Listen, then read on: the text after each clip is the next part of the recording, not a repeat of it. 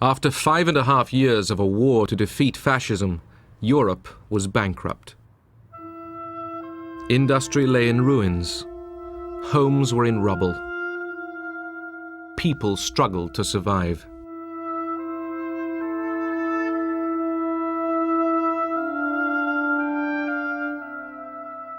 The Communist Party, which had fought fascism, attracted new recruits. The appeal of communism to young people and to students was that of a hope that it was possible to create a classless society. Many people believed that communism was going to create a better world, better than the one that existed before the war. This was the only party that you could join if you wanted to change the world. Europe's purchase of American goods and machinery redirected many Marshall Aid dollars back into American industry, fueling a post-war boom.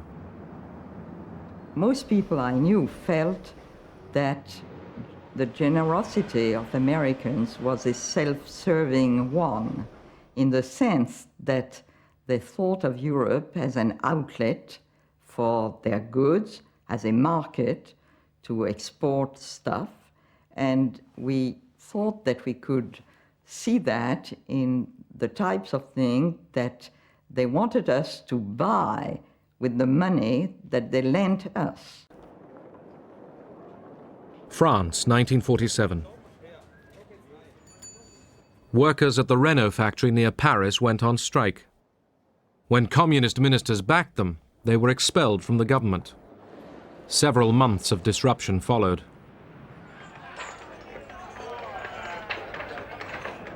Strikes spread. In the fall, 3 million workers took to the streets. We had a lot of sympathy for the strikers because we felt that they were poorly paid, and we felt that the government wouldn't do anything for them unless they put pressure on the government. Ministers feared civil war.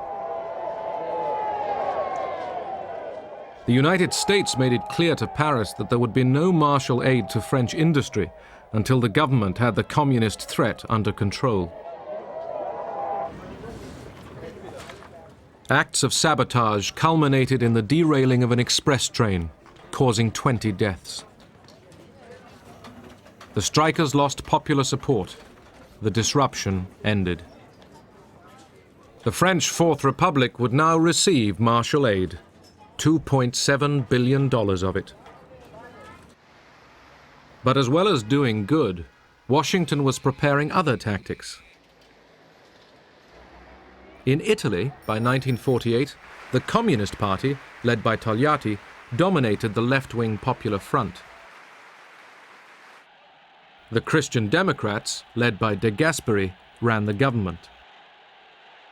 In April, the first general election since the war raised expectations of a communist victory through the ballot box. I expected the Popular Front, the union of all the parties of the left, to win the election. This union of the left had to get together to counterbalance the Christian Democrats and the forces of the right. Some Italians feared a communist victory. That election could have been a touch-and-go election between Italy saying on one side of the world or the other side of the world. First of all, I think it would have been a tragedy for Italy, but I think it would have been a tragedy for Europe. I think it would have been a tragedy for the Mediterranean, and it would have been a setback for America. In the United States, a campaign was orchestrated to persuade Italian Americans to write to relatives urging them not to vote communist. 10 million letters were sent.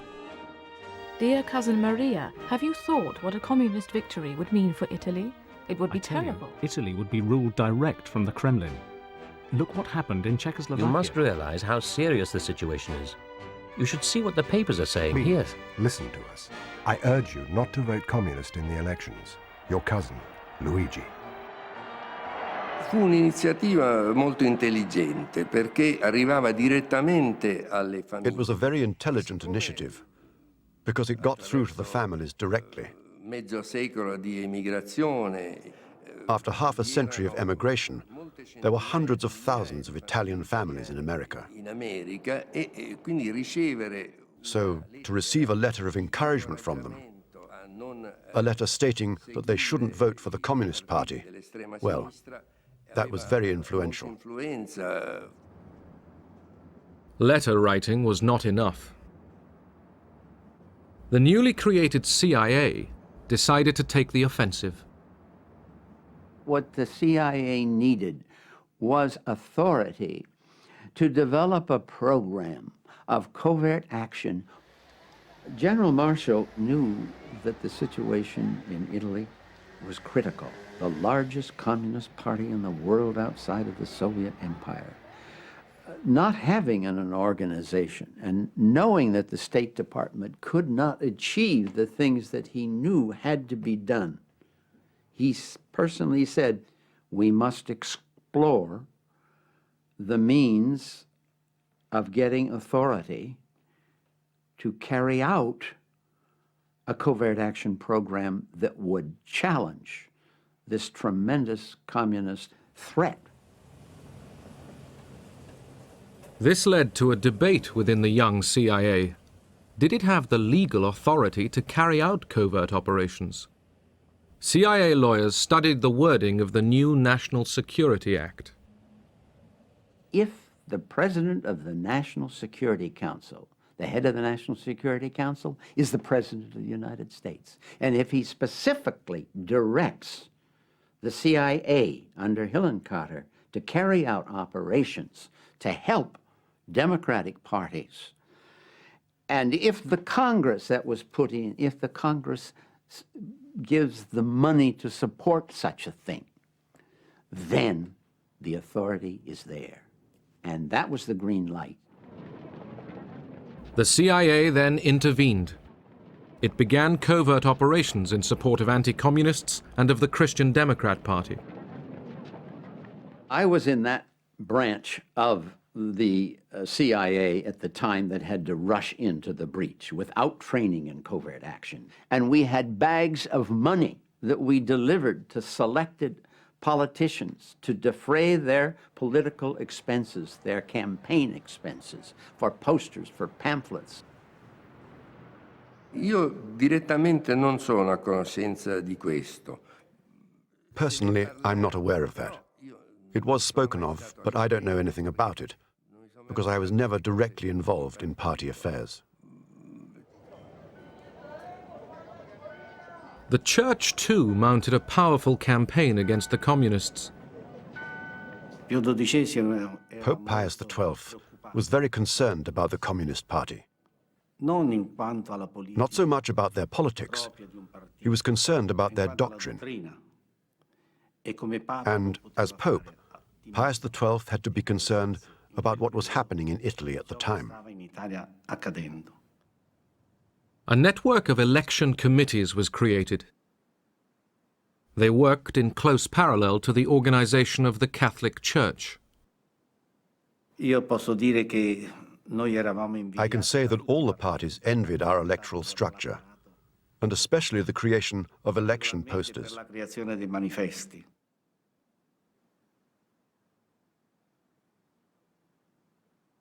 In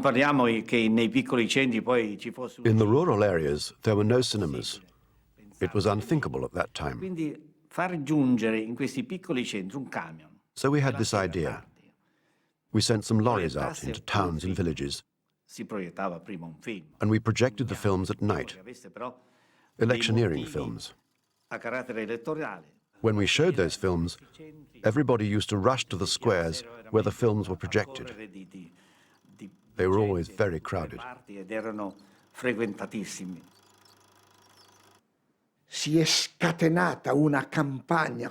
They unleashed this tremendous campaign against the left, against the communists, against the socialists, and they told the most terrible lies about them. things out of this world. The church had a great influence over the people because 90% of them were Catholics and members of the church. At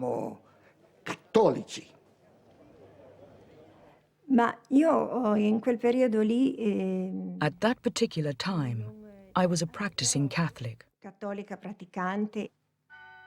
I was extremely rigorous about attending Mass. I never missed it. One Sunday I went to Mass, and the priest was preaching from the pulpit. And he said one sentence which struck me very deeply at the time. I still remember it. He said that the war against the communists was a holy war.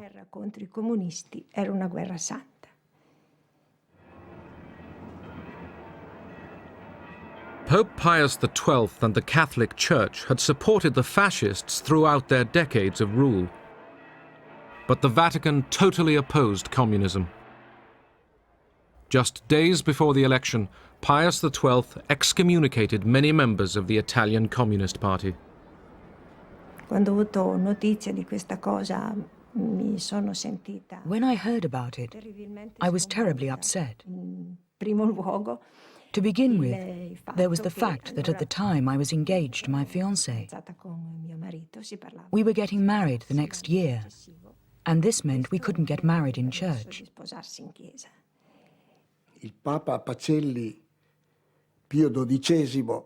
Pope Pius XII excommunicated us.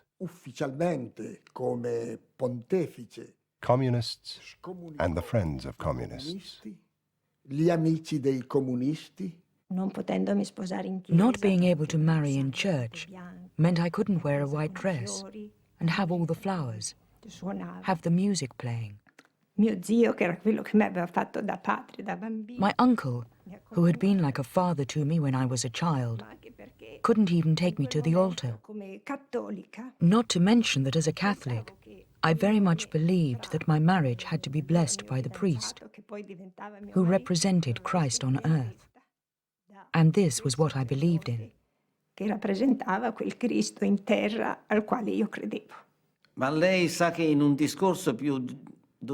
know that Pius XII, in one of his speeches, said you are either for Christ or against Christ. And the Communist Party was against Christ. They were clearly atheists. So, it was a duty of the Pope and of the Church to protect their people. So there was no other protection on the part of the Church but to organize all the Christian movements to oppose the Communist Party. On April 18, 1948, Italy went to the polls. The Christian Democrats won a landslide victory. Italy would remain a member of the Western Alliance. The communist share of the vote was almost halved. Ho pianto moltissimo. I cried so much. Perché we'd worked so hard to win this battle. It had been such an effort. I remember crying and crying and crying. La vittoria fu superiore a quello che... The victory was even greater than we had expected. It was the only time when we, on our own as Christian Democrats, had an absolute majority in Parliament.